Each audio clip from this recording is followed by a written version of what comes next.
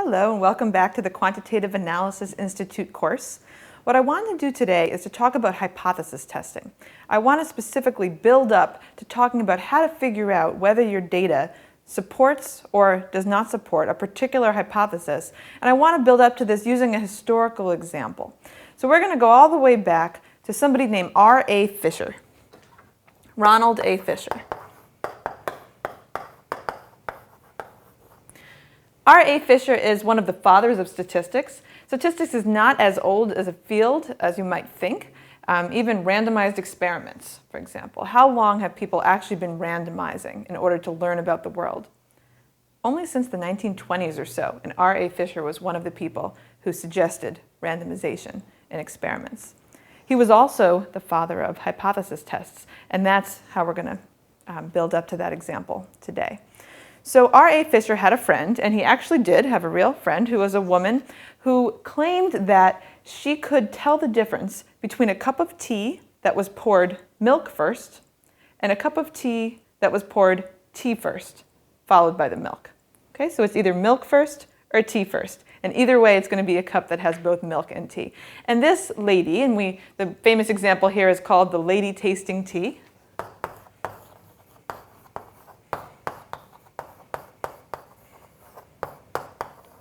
So we're going to refer to her as the lady.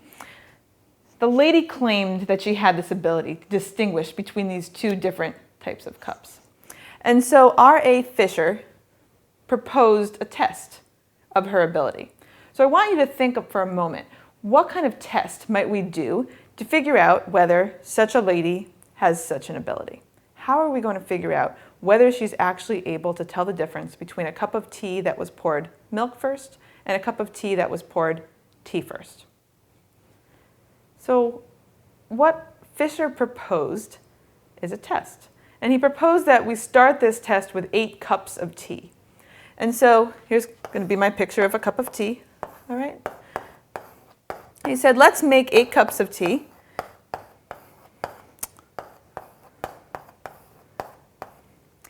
And let's make 4 of them milk first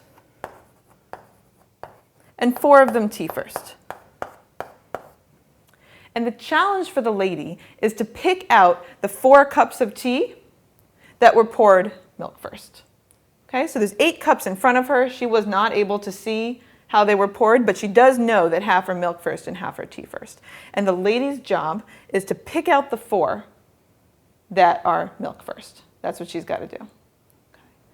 So we have to think about how we would summarize the information that the lady's going to generate. Right? Clearly what we're doing is trying to figure out whether she actually has this ability. So one possibility is that she's going to get all 4 correct. Right? She might choose 4 cups and they'd all be correct.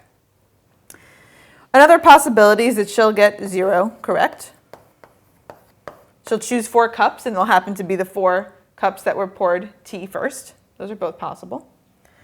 And of course, it's also possible that the number of cups she chooses that were actually poured milk first is 1, 2, or 3. These are the possible data sets that we might obtain.